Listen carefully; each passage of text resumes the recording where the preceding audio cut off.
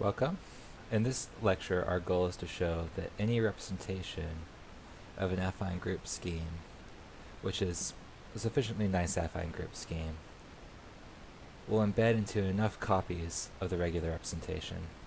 This is going to be an analog of the same sort of theorem that we had in the case of a finite group. In the case of a finite group, if I have a representation V of G, which is the same thing as a KG module, we'd like to be able to prove a similar result in the case of affine group schemes. This would in particular imply that every representation that I'm thinking about is just a subrepresentation of just a bunch of copies of the regular representation. And when K is sufficiently nice, for example, a field, that would mean that KG would generate the category of representations in some fashion. In particular, every representation would then be a direct summand of some number of copies of KG. To prove this result, we're going to mimic some of the same technology we used in the finite group case. And I'm taking liberties when I say we used. What I really mean here is what you used probably when you studied finite representations of finite groups in the past. So here's our data to start out. I'm starting with an affine group scheme, a representation of my affine group scheme, and what I want to think about here is the dual. Then given V and V and U and V dual, I can define a map going from GR to R by sending a group element G to U of pi G of V, where here is pi is the representation corresponding to V, the natural transformation going from G into the automorphism ring of V, twiddle. This map is natural in R, and let's call it something. It depends on U and V here, so we'll call it phi sub U of V. And it's natural in R, so it corresponds to a natural transformation from G to A1, but that's exactly the coordinate ring of G. So what we've actually built here for fixed U is some map phi sub U going from V to OG. And what we're going to show here is that this is a morphism of comodules. Another way to say that is that this is going to define a homomorphism of the representations corresponding to V and the regular representation OG. So let's try to prove that. I want to prove that phi sub U, the way we define it above, defines a homomorphism of representations. And for sake of this proof here, let's let this representation corresponding to V be called pi. So pi here will be a natural transformation from V to the automorphism group of V twiddle. And let's let pi reg be the same thing for the regular representation, which in particular is treating A like a K module. So it's taking the place of V, so I've got A twiddle, just like you'd expect. So to prove this, I'm going to have to do a little bit of unpacking here. What I'm trying to show is that phi sub U of pi G of V is going to be pi reg of G times phi sub U of V. And this needs to hold for all G and G,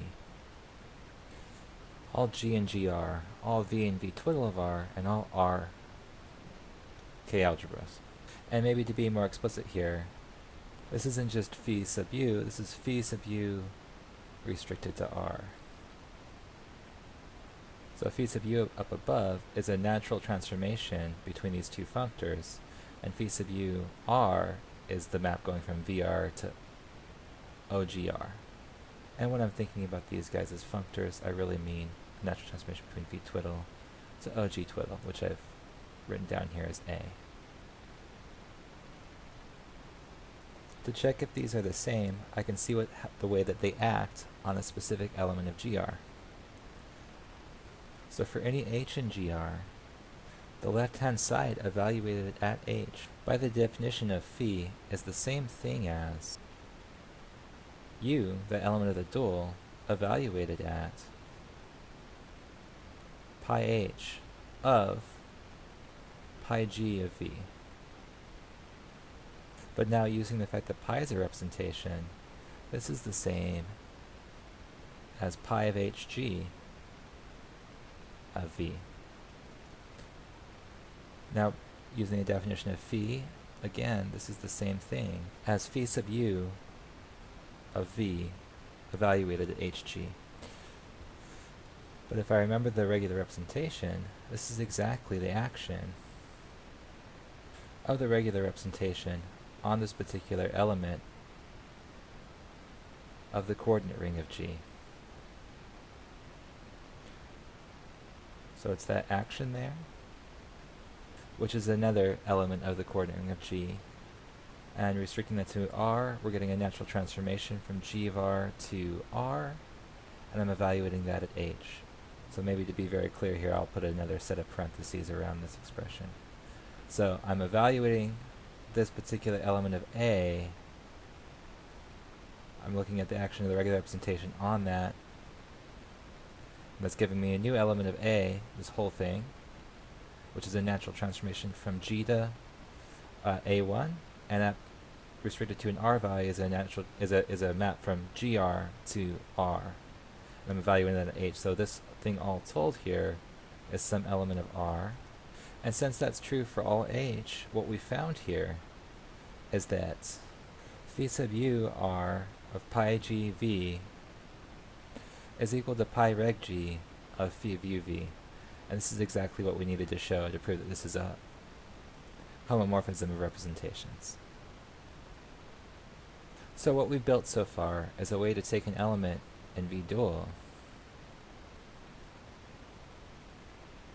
and produce a representation homomorphism of V into OG. If I take more than one element of V dual, I can produce multiple different maps. And if I put those all together, I can produce a map going from V into a direct sum of OGs. And in particular, if I choose a spanning set for the dual, the associated map will be injective. So here's our proposition. If U1 through UN span V dual, then the map induced from V into a direct sum of n copies of the regular representation OG, which sans V to phi sub U1 of V through V sub UN of V, is going to be an injective map. To prove this, observe that phi sub U of V of the identity element for any particular R value is by definition equal to U of pi 1 of V, which is just U of V.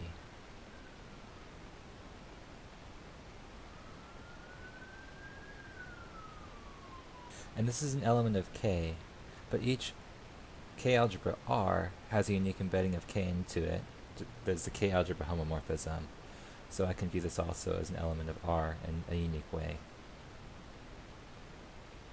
Therefore, if V maps to 0 through 0 under our map from V to the direct sum of OGs, then we must have that UN, actually UI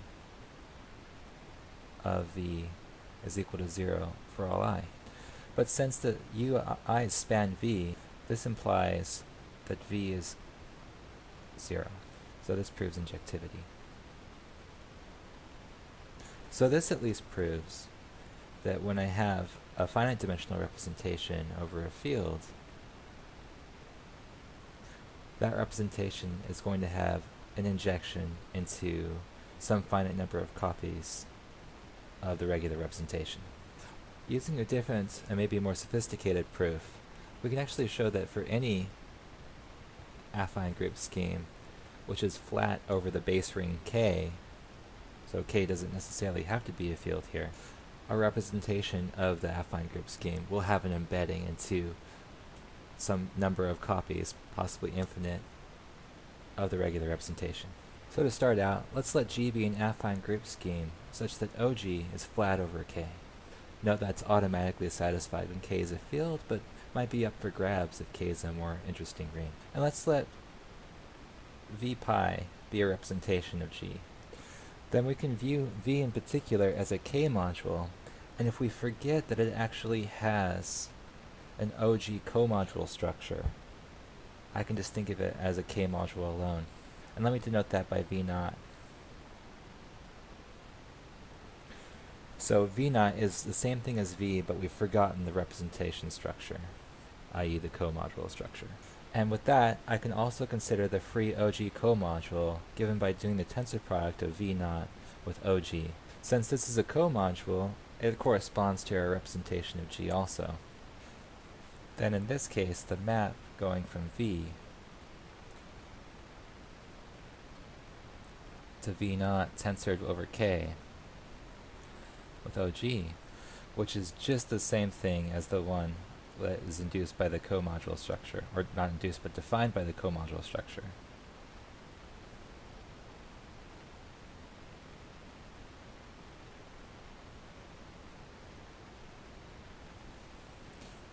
Is a homomorphism of representations. And in fact, it's injective.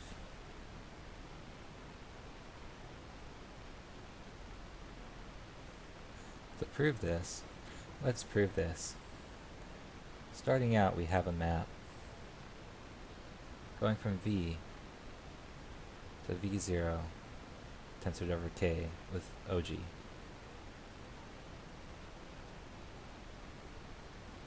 And this is just given by a row. We also have the corresponding maps from the comodule structure on each of these comodules over OG. The one on the right hand side is just going to V tensored with K, OG, tensored with K with OG, and it's defined by the identity tensored with the comultiplication map. On the right hand side, I'm going to V tensored over K with OG, and this is just the comodule map, rho defined by V. And on the bottom here, I can map from this module to this module just by tensoring this map going from this module to this module up with the identity map on the thing that I'm tensoring with. So this is just the map, rho tensored with the identity. And the statement that the top map is a comodule homomorphism is exactly the statement that this diagram commutes. But the commutativity of this diagram is exactly the co-associativity property of a comodule. So this holds automatically. So the last thing we need to show, though, is that this is actually injective. To prove that, let's remember the other property of comodules. Specifically, the diagram with the co-identity also commutes. So this implies that the identity tensored epsilon composed with rho is injective, and therefore rho itself is injective.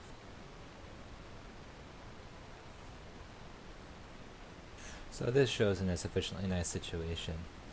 The representations of G are just sub-representations of direct sums of regular representations. Let's think about the category of representations further. The objects in this category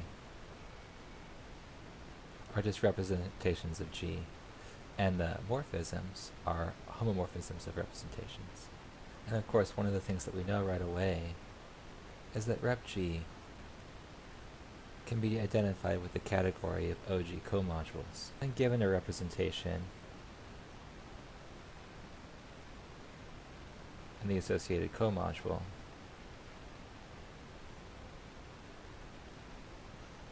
we have several ways of generating new representations. One way is to just take direct sums. Since OG is a Hopf algebra, tensor products also define new representations. Also, if we leverage the antipode map, duals of representations will also be representations. And then we also have the analogs of module constructions. We have sub-representations, corresponding to subcomodules. And we also have quotients. One of the interesting things about this category is that if I start with a single representation and then I perform all of these different operations, I can very often generate an extremely large category. Just look at all the different representations I get this way. In particular, if V is faithful,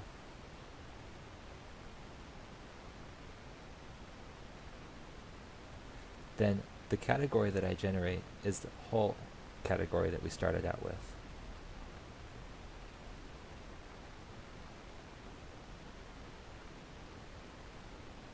Or put another way, every finite dimensional representation of G is isomorphic to a quotient of a subrepresentation of n tensor products of V direct sum V dual for some n. In our next lecture, we'll work towards proving that fact. But this is all for now. I'll see you guys next time.